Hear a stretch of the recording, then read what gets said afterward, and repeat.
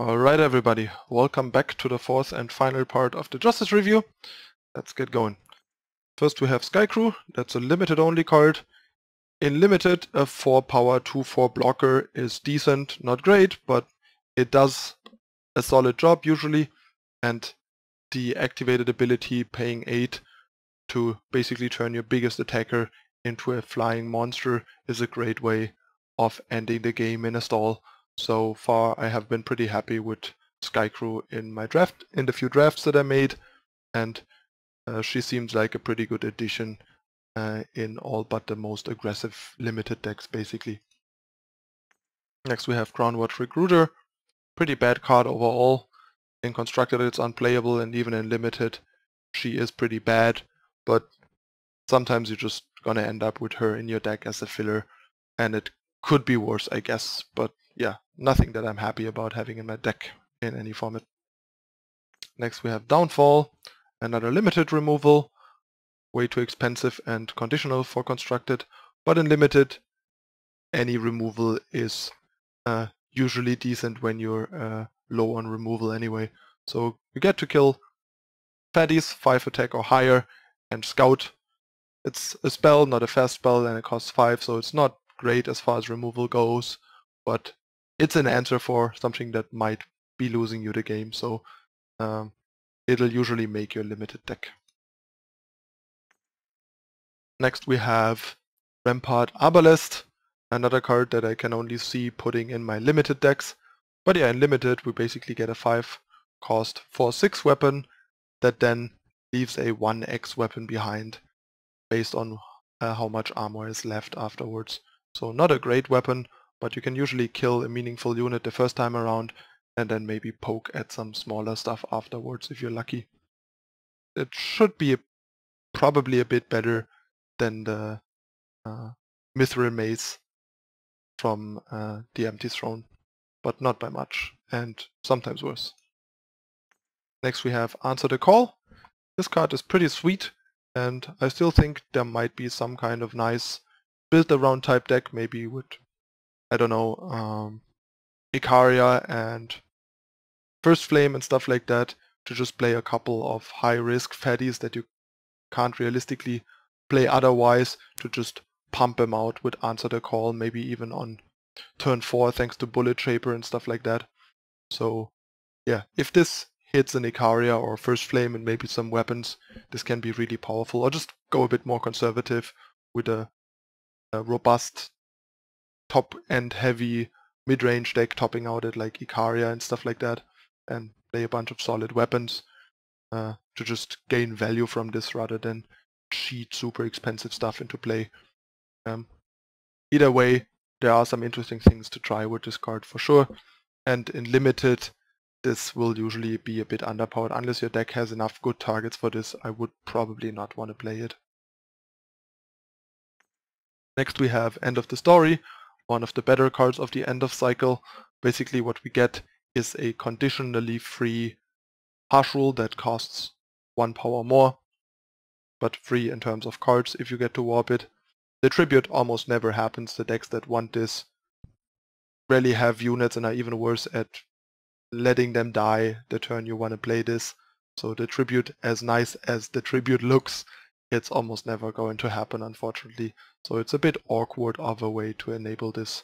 That tribute is the way they chose to activate this better mode. But yeah, we get more Harsh Rule options for the decks that want it, and in limited this can be a really big blowout, so you'll usually end up playing it. Next we have Heirloom Blade, 6 costs 3/3 relic weapon, and you can make it cost 2 by sacrificing a unit when you play it. So yeah, in Constructed this is a bit too costly and weak for throwing away a unit usually, but in limited this can very well be worth it in the right deck. But yeah, I think in Constructed, even though a 2 cost 3/3 weapon seems nice, it's a bit too hard to make work. Like you need like a turn 1 Slumbering Stone to make this a turn 2 play, and then you're still not like breaking the game, you're just getting a decent advantage.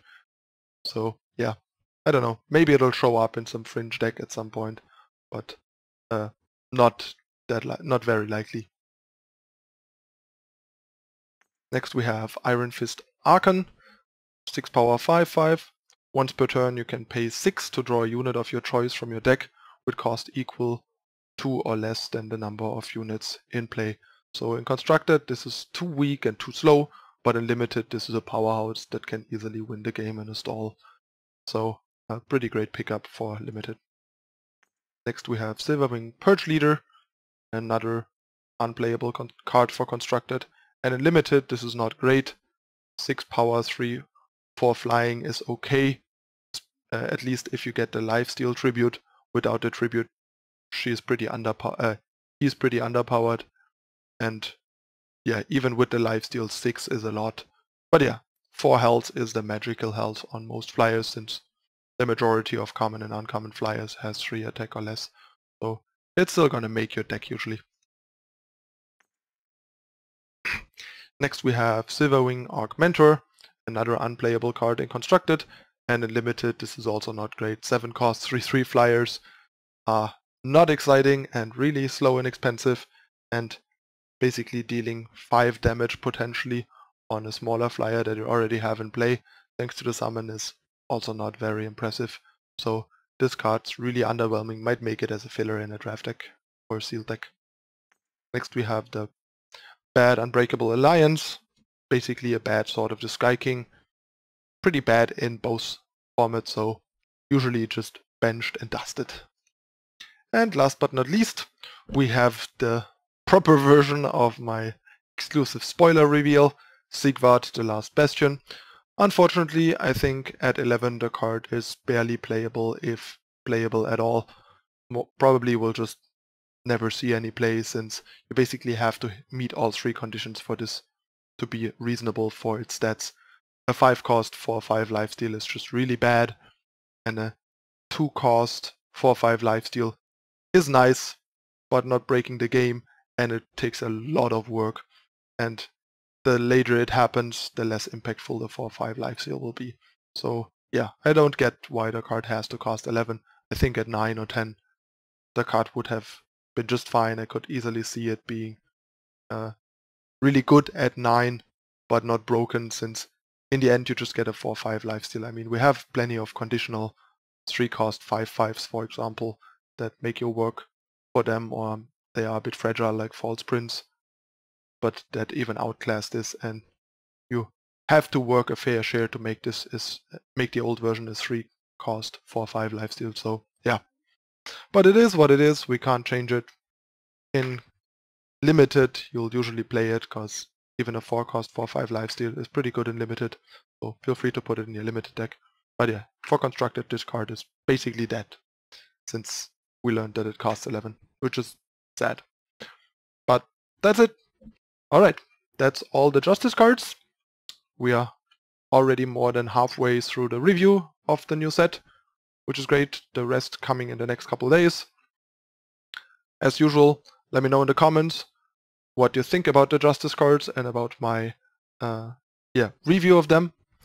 And if you enjoyed this, please consider dropping a like and subscribing to the channel to not miss the rest of the review and future deck techs, news, and so on.